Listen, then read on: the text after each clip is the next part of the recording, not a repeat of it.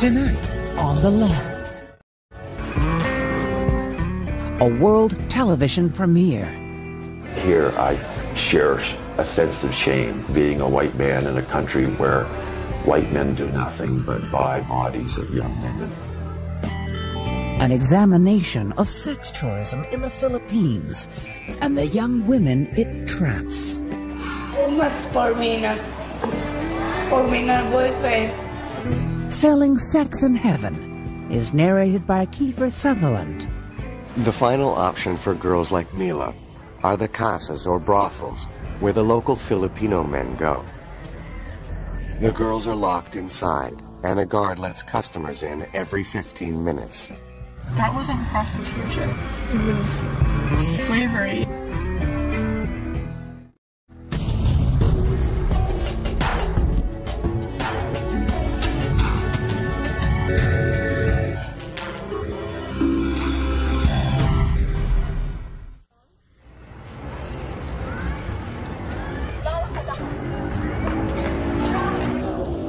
When I first met Mila, I observed her. She keeps on roaming around along Fields Avenue.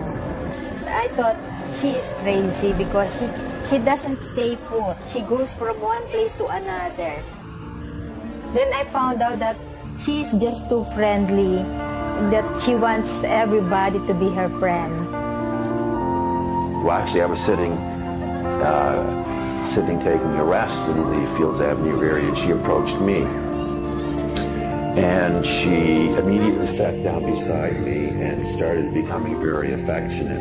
She had her head on my shoulder and her arm around, and she just seemed so vulnerable. She was so small and so tired.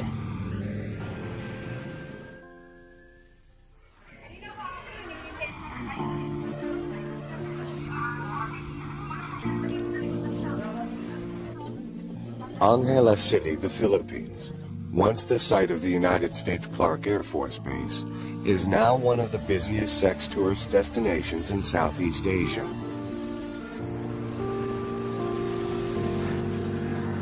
Men come from all over the world for some male bonding, cheap beer, and even cheaper women.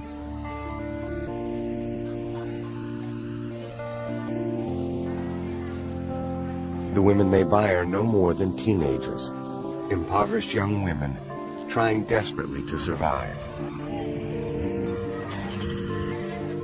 The men may be young or old, attractive or not, it's irrelevant. In the Philippines, their money makes them kings.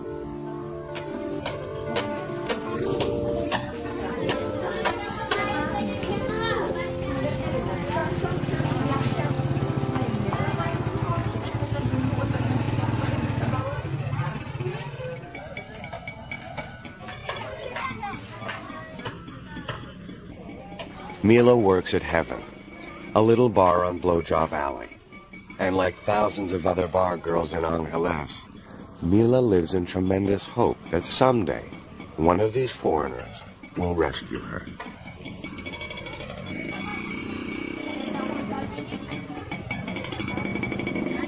Pwede mong sabihin ngayon sa akin kung ano ang pangalan mo? Mila. Mila. Mila ano? Zamora. Zamora. Yung ba yung talagang pangalan mo? Okay. Saan ka nanggaling? Anong probinsya ka galing? Saan probinsya ka galing? Sa Pangasinan. Pangasinan. Parehas kami.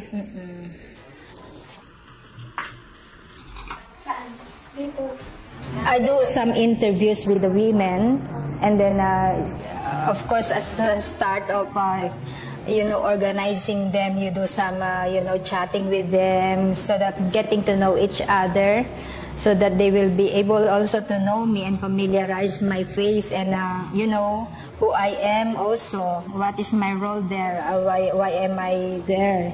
Anong oras ka daw pumapasok? Dati, alas 10. Alas 10 ng umaga? 10 o'clock in the morning.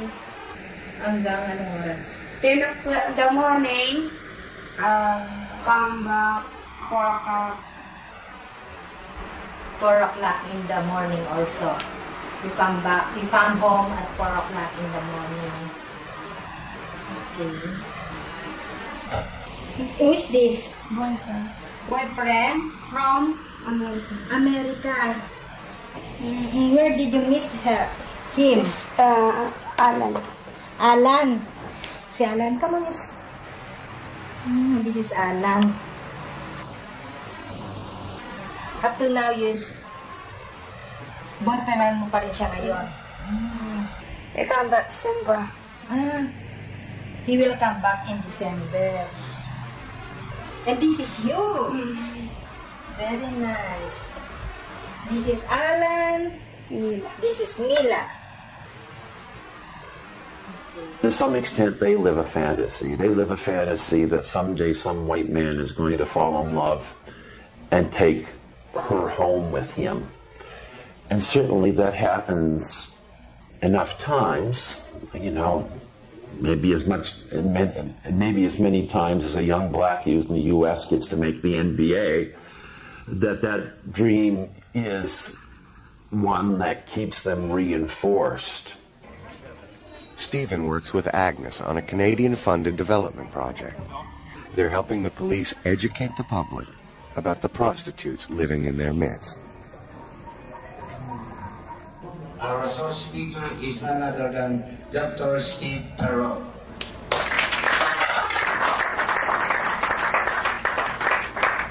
I'm involved in this project, Sex Trade in the Philippines, in Angeles City, in my role as a psychologist at Mount St. Vincent University, and also because I spent 10 years as a police officer in Halifax Regional Police.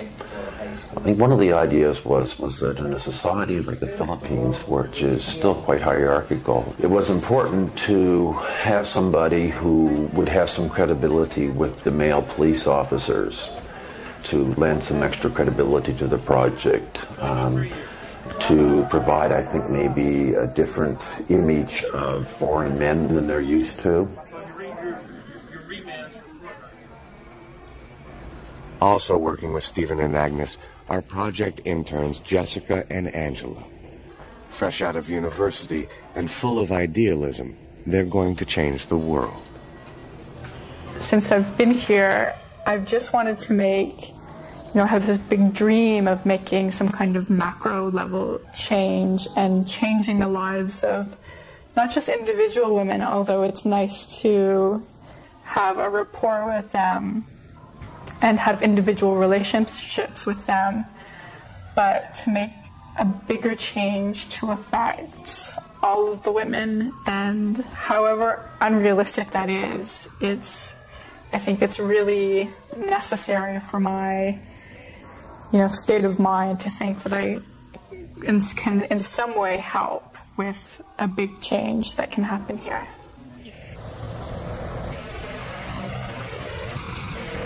I wanted to become an intern because my degree is International Development Studies, and I've always been fascinated with traveling with new experiences and dealing with new cultures.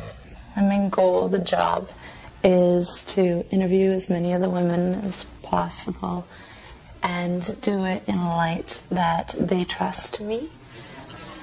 I find it very important to build up that trust and build up a friendship.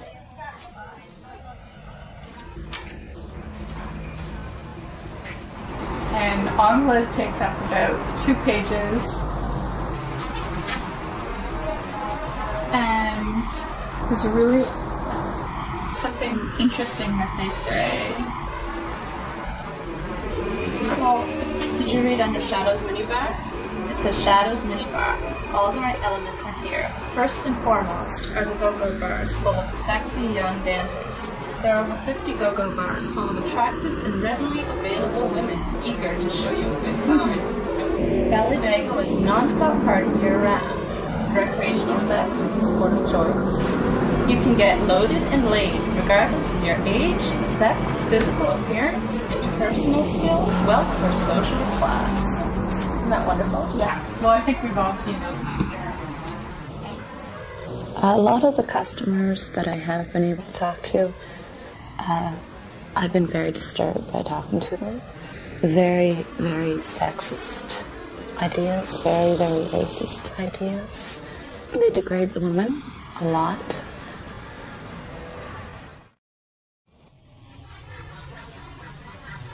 One of my favorite places to go and talk to the women is Shadows Bar. I was up there at one point talking to them, and this customer came in, sat down, and the girls stiffened. They knew who he was, and they were all whispering in my ear, like, don't talk to him, he's not a nice person, you know, just avoid him. And at one point he was going around saying, and who's going to be the lucky woman I get to sleep with tonight? And he was pointing to each one of them. You? Maybe you? No, not going to be your turn tonight.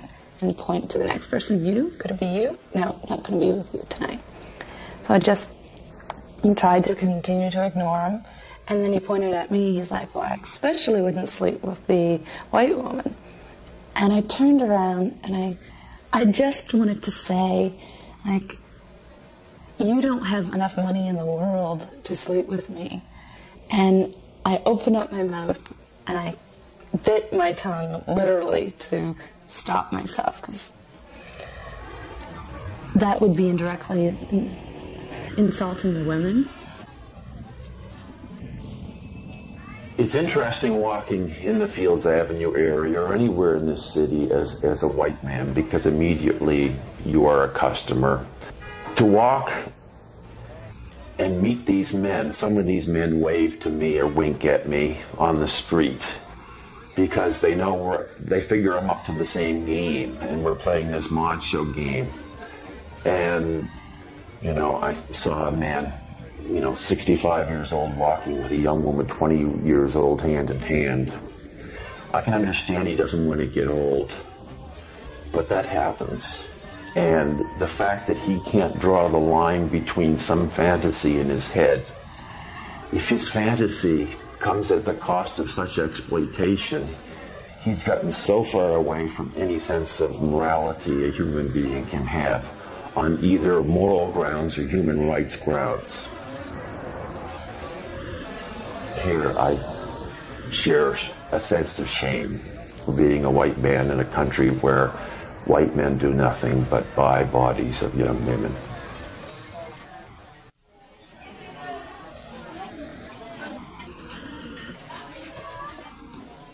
The first time I met Mila, I was walking down East Santos, and she just started walking with me. I was curious.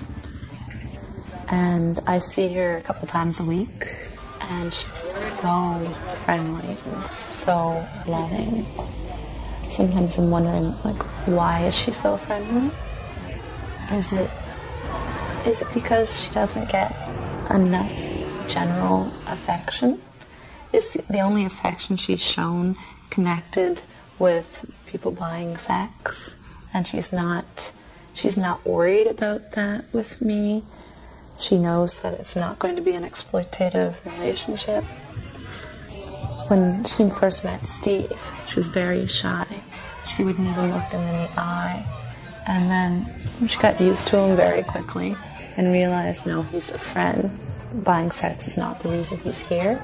And now she just loves him. She'll run up and give him a big hug that's the same as with me. So I think it's connected with the affection is with people that she doesn't have to worry about being exploited against. Meron ka bang na-meet na foreigner na salbahe? Meron ibang aso, ibang mabait, ganun.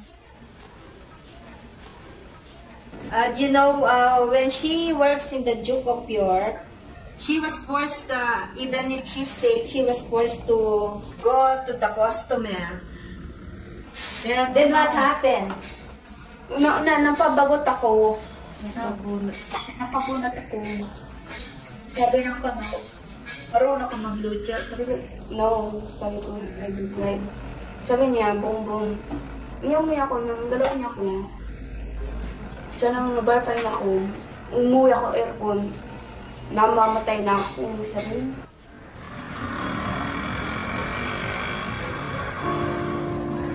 Mila is 21, And though she looks and acts much younger, she's already had a lifetime of experiences. At the age of 12, she was sent from the provinces to work in Manila as a housemaid. A few years later, she was recruited, or enticed, as they say here, to work in a factory. The woman who brought her from Manila took her to a bar and then disappeared, leaving her all alone. The woman probably sold her.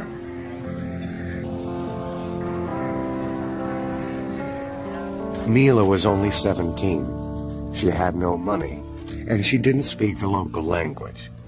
She's been working in the bars ever since. A maid at 12, a prostitute at 17. It's almost unimaginable. And yet Mila's story is not uncommon. I come here in 1995, but I'm come here at Cherry Girl, but 14 years old, but I don't know. I said my friend, she working in restaurant, but me is not good because it's working in the bar. That's why, and then it's hurt because I lost my cherry in the bar. A lot of the women have been raped or sexually harassed, sexually assaulted, and this is a common theme that runs through them. And a lot of the women have said, well, I wasn't a virgin anymore, I wasn't worth anything.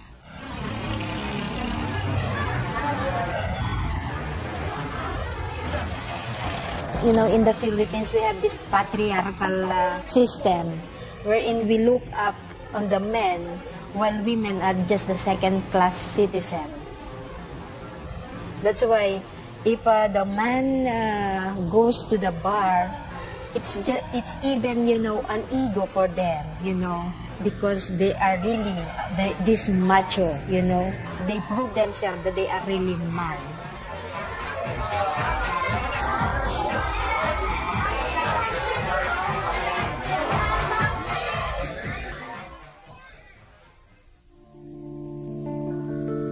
The Philippines was colonized by the Spanish in the early 16th century and by the Americans in 1898.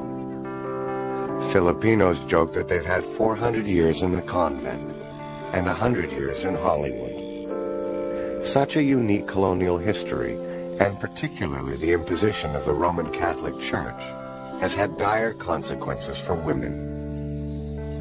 Family planning is discouraged, and women are judged by their marital and virginal status. Men are free to pursue mistresses, prostitutes, or so-called minor wives with impunity.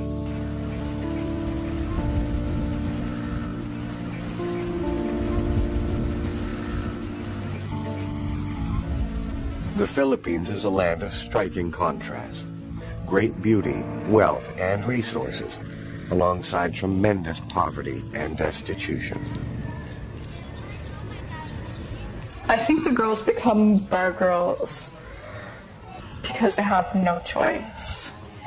You know, if their choice is to live in extreme poverty or be a bar girl and make money, that's not a choice.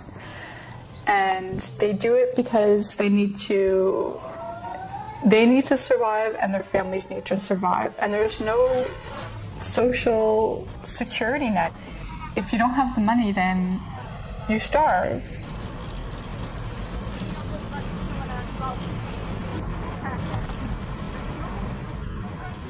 Mila is from Benmali, an old fishing village in the province of Pangasinan. One reason she became a bar girl is because of the poverty of her family. She is the fifth of 10 children and only went to grade 6. According to Filipino custom, the older siblings are responsible for the younger ones, so most of the money Mila makes is sent home to her family. Naiiyak ako ng first time ko na sa Tatarino. Sige na! Mila's agreed to take Agnes and her friend Feli, who speaks the local dialect, to meet her family in Benmali. When we are on our way to Pangasinan, she always kept on telling me she's shy. She's very shy that we will see their situation and we will meet her parents. She told me that their house is very small and they have nothing to show us. They have no livelihood. Only the mother, who is a laundry woman. That's why she's very shy.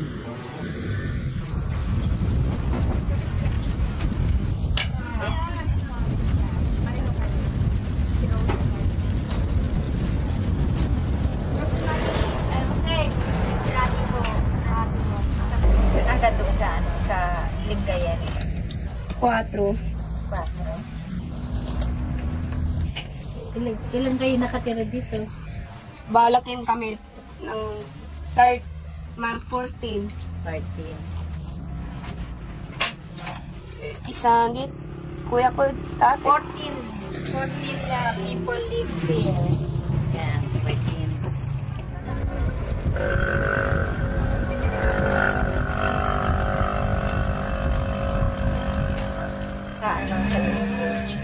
And she's the one in the nice boy. It's nice. The name is Rosing. Ano pinito mo? Gascon. Rosing Gascon. Rosemary Gascon is the niece of Mila. She had an accident when she was 2 years old. Look at her back. She had a hunchback. Now she's 7 years old. They cannot fix it anymore because, you know, they doesn't have money to treat this girl.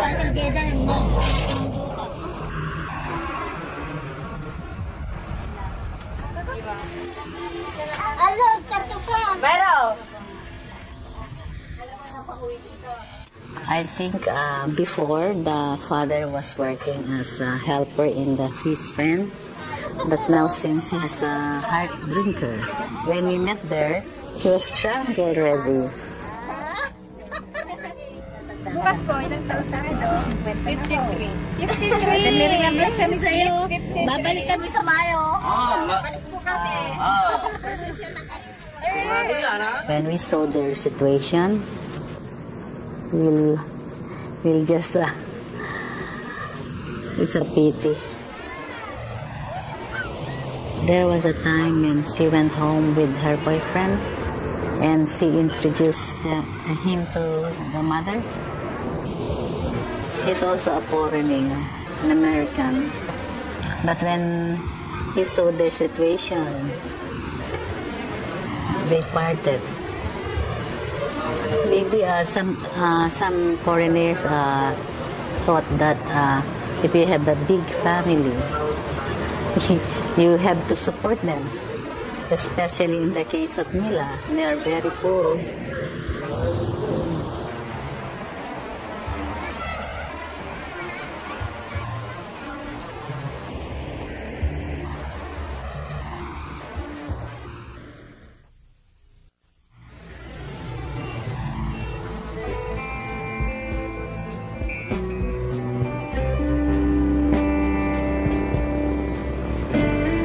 Angeles City was home to the United States Clark Air Force Base from the Second World War until the early 1990s.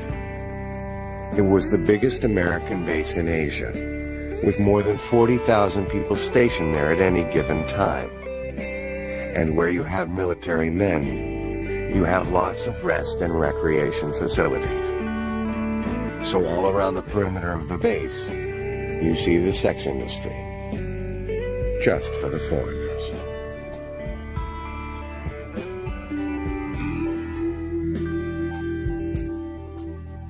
Mount Pinatubo erupted in 1991, devastating Angeles City and the surrounding areas.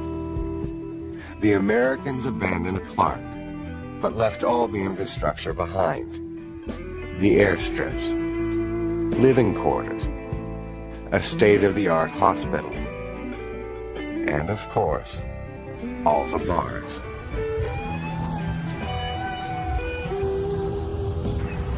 Australians, retired Americans, and other Westerners bought up all the bars by marrying Filipino women.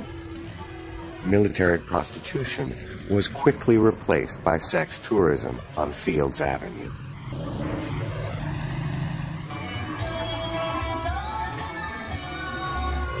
Prostitution is illegal in the Philippines, so officially there are no prostitutes. The women are called dancers, waitresses, hospitality workers, or GROs, guest relations officers. The girls don't have Johns, they have boyfriends. They don't go out on tricks, they are bar fined. If a woman is bar fined, a customer pays the bar owner to take her out. 15 minutes costs only a few dollars.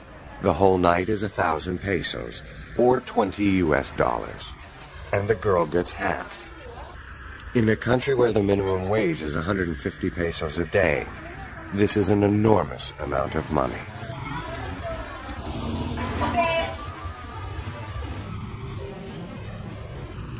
Another piece of the infrastructure left behind by the Americans is the social hygiene clinic. It was set up to make sure prostitutes were not infected with sexually transmitted diseases, so the military men would be protected. The clientele may have changed, but the system remains the same, operated now by the municipal government.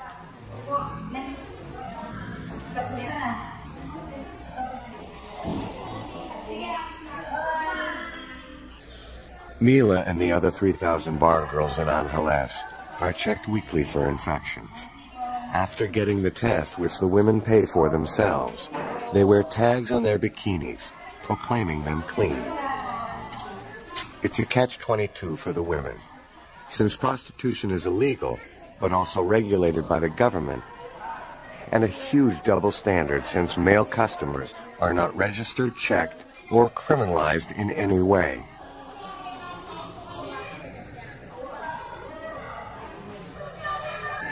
Though customers may think they're protected, the women are not treated for STDs systematically and are only rarely tested for HIV.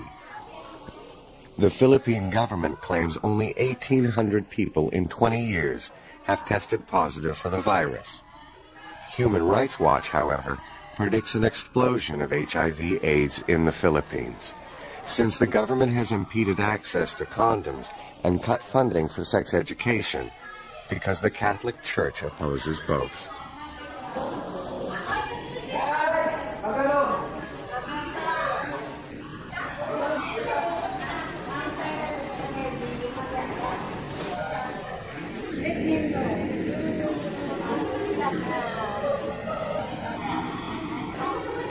So, after you get your pro book, health card, your health card, what do you do next? You go to the table.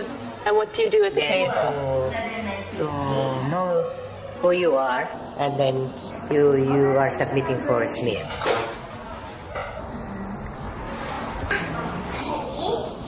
So what are all these metal, cold-looking instruments? This instrument wherein they put it to part it out. So there's a whole bunch of them. Yeah, whole bunch of them. And is there only one girl in this room at a time, or is there a few waiting? Or? They fall line there, then one by one they stick. So at home, when women go for pap smears, it's very personal, private. Yes. So there's not the same privacy here. There is no pap smear here. This is only smear. The smear. The pap smear is you only on the left leg. That's it. So the difference between a smear and a pap smear? There is a difference of smear and pap smear. Because the smear is only where they look for you have some venereal diseases. Now the pap smear is general cleaning. General cleaning if you have something like, for example, disease, something like that. So the smear, it's just a quick yes, smear. Yes, but quick smear. How special it works. You said there's cherry girls, virgins who come here every week as well? Friday. So why do virgins who are working in the entertainment industries have to get a smear every week? Well, it's like this. We have problems of virgin births. Telling us that she's a virgin. Now, some guys like virgin births. They say, okay, I will marry you. You're a virgin, just tell me the truth. So we will protect the establishment and the formal just tell the truth. Now, how I will know that you're a virgin or not? That is the main reason. Now, another reason is that all girls who work in the independent industry, especially in the tourist, even if you're virgin or not virgin, you submit for a medical check. So is this set up partially or fully to protect the customer? Yes, of course.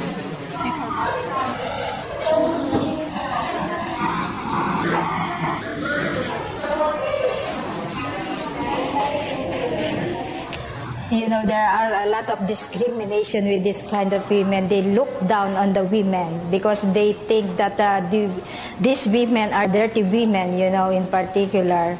And, you know, because, you know, you keep on going from one man to another, and they look like Mary Magdalene.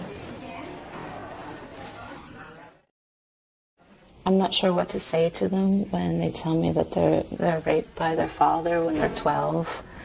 I'm not really sure how to react when they say that the worst thing about working in the bar fine is that you don't know the person. You may end up being killed. That's my boyfriend. She like belly boy, bangla. She like shirt style. She like Everything. everything you like. She like me. She said, kill me or much. She killed me. She killed me. My friend. You must yak for me. It says, no sleep for me. Almost 5 o'clock. She like, almost kill me. Almost shot in the back.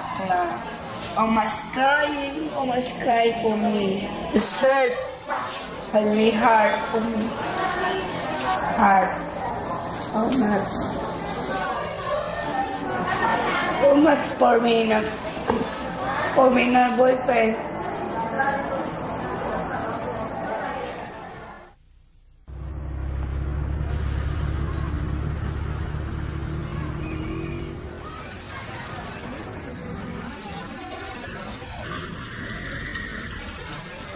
Bar girls have few options when they're too old to work, and they're old by the time they're 25.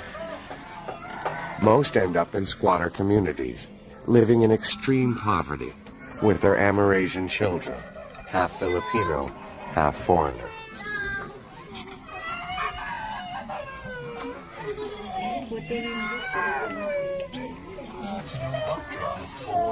Agnes works with women like Preciosa Colompiano, who lives in a slum with her Amerasian son, Paul. Paul's father was an American pilot who abandoned them more than 20 years ago. You want bigas? How long ago was this? How long ago did you graduate? 3 years na. 3. Wala pa? Or 2 years? 2.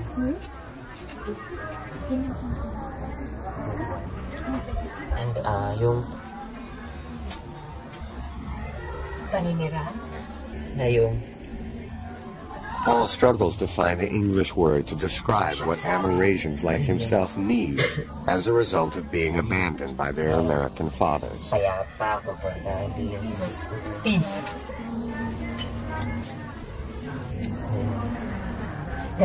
Ano ba? Yung tungkol sa'yo.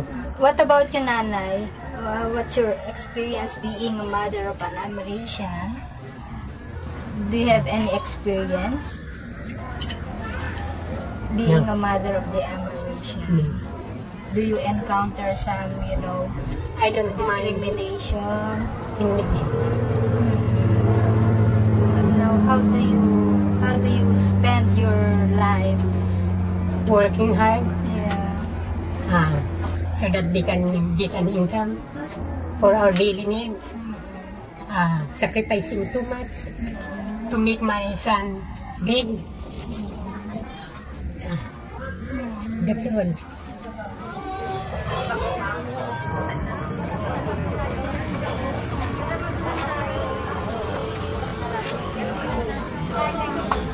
Another option for older bar girls is to become a mama-san, a manager or pimp for the younger women. They arrange dates for the girls and collect bar fines from the men. She shares it with Beth. Yeah, so we just live here also. Mila and Beth live in the back rooms of heaven with their mama-san named Shirley. Yeah, this is a picture of Beth. And here's son. Can we get up? Can you tell me about your job as a mama son? How you arrange deals for the girls? Explain that. I work as a mama son. I sit there and sometimes customer, and then ask the customer something to drink, and then if they have some good time somewhere, that's all. Okay. So if they come here, they mostly head here? Yeah, mostly the head. Okay. Why would a customer come here rather than Fields? What would be the difference? I think that's big different. Some in Fields Avenue, if the guys ask, you know how to make head, and then the girl, they said, no, I don't know how. But here, they said already. So the girls on Fields make boom boom. Only. But here they give. But here they give head. When one of your girls is bar fined, where did they go to have the sex? Sometimes in the hotel. Okay. Ever back here in the rooms? That's not what this is for. Okay.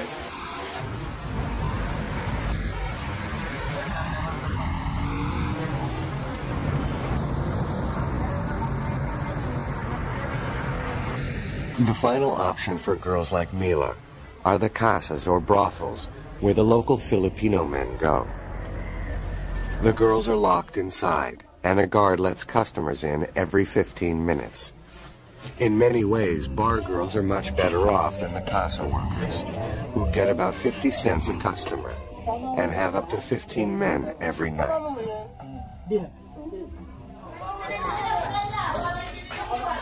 The Philippine National Police have just rescued 17 girls from a casa. All were tricked into coming to Angeles by recruiters in the provinces.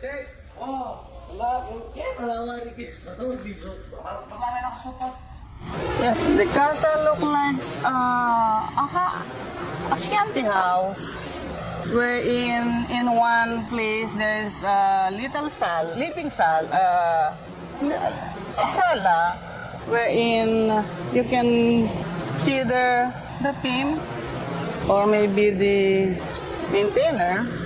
Then once a client or a customer comes in, the pimps, they will call in the ladies from their cubicle. And then they will line up there for the client to choose who will be his sex partner inside the cubicle. Once the lady was chosen, they'll go inside her cubicle and then that's it.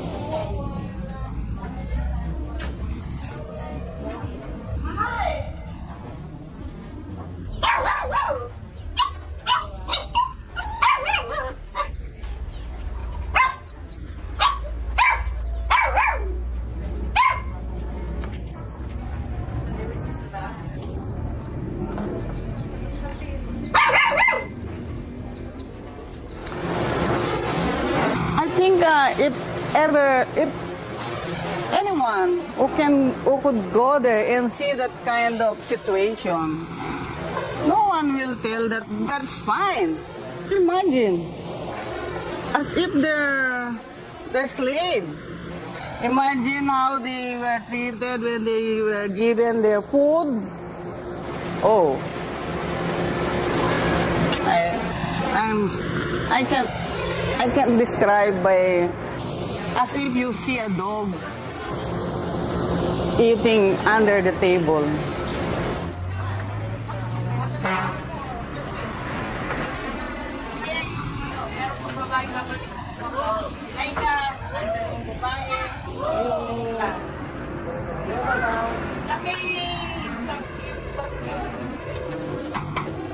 I guess the most disturbing thing is the trip into the casas. To go into the catacombs or the bowels of these casas, which are ugly enough to begin with, and you just go further and further back and you see young women, 2 of them living on a little cot on a piece of concrete, and to know that even in the middle of the night, if one of them's called upon to perform a sex act, she has to give up her bed to let this go on. To recognize that there is no way out of there, that you could be born, live, and die in those catacombs. And that is very disturbing. I don't think that many can even visualize how gut-wrenching being in there is. How long have you lived here?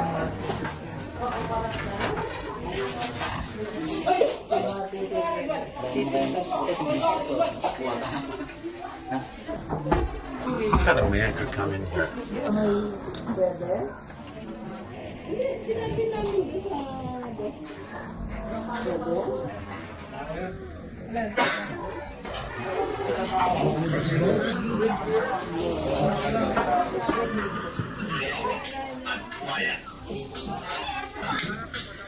How old are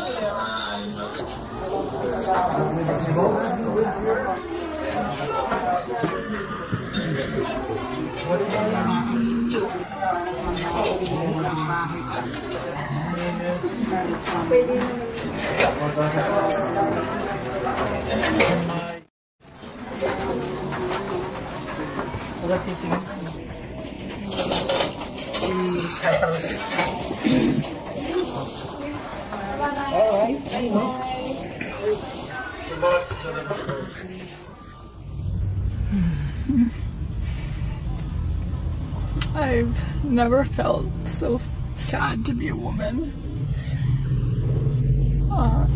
I've never felt so disgusted by humanity.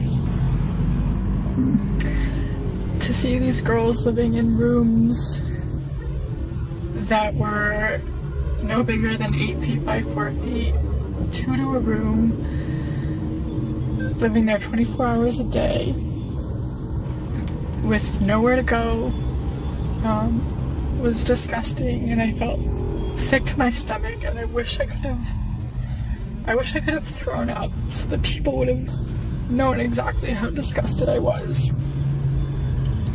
And I felt guilty when I left because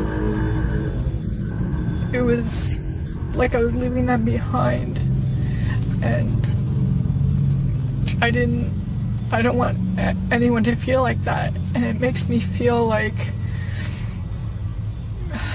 not what I'm doing is useless, but how much can I really achieve, and what I'm doing is that the work that I'm doing with women is ever going to reach women who are so low on the totem pole. You know, I have this idea of prostitution, and that wasn't it. That wasn't prostitution. That was something completely different. It was slavery. It was the most horrid thing I've ever seen in my whole life.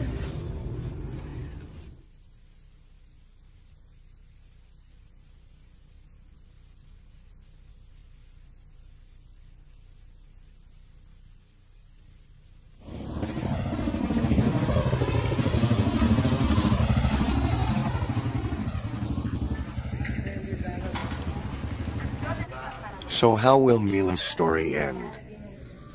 Will she become a mama-san? A poor mother of an Amerasian? A casa worker? Or will she be one of the lucky few to escape with a foreigner?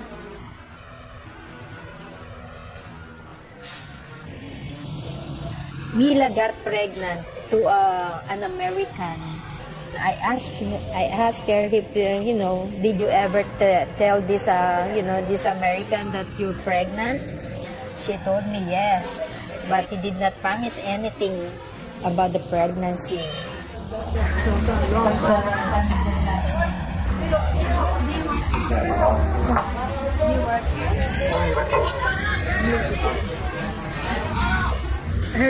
Her hopes is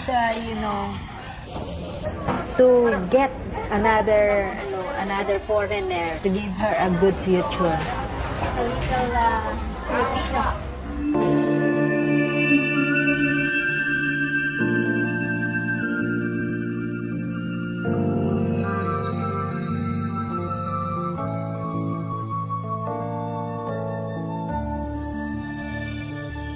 The hope doesn't just affect Mila and girls like her. All these children suffer as well. Some will end up in the bars. Some will find work in factories. But most will live out their lives in poverty. Apat, tunas, dito, walang siyam, correct?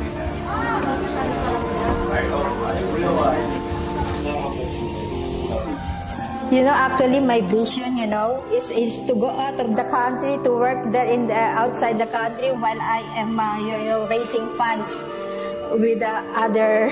I don't know if this is an impossible dream, but I do hope someday it will be a possible dream.